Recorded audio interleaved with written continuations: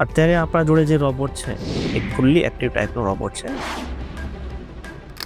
અત્યારના સમયમાં જોઈન્ટ રિપ્લેસમેન્ટમાં વપરાતા દરેક રોબોટ અલગ પ્રકારના હોય છે. સૌથી જે બેઝિક પ્રકારના આવે એમને કહેવાય પેસિવ રોબોટ્સ.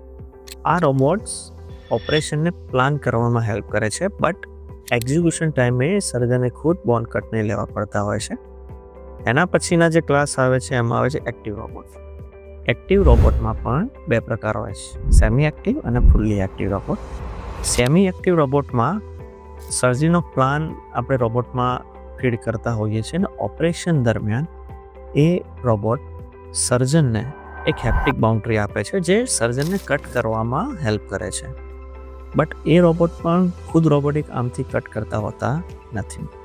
અને એના પછીની કેટેગરીની જે લેટેસ્ટ કેટેગરી આવે છે દેટ ઇઝ ફૂલ્લી એક્ટિવ રોબોટમાં planning as well as execution એટલે કે બોન્ડ કટ પણ રોબોટ ખુદ જ કરતો હોય છે. સર્જનને ખુદ એમાં 100થી કે 2થી કટ કરવાની જરૂર રહેતી નથી.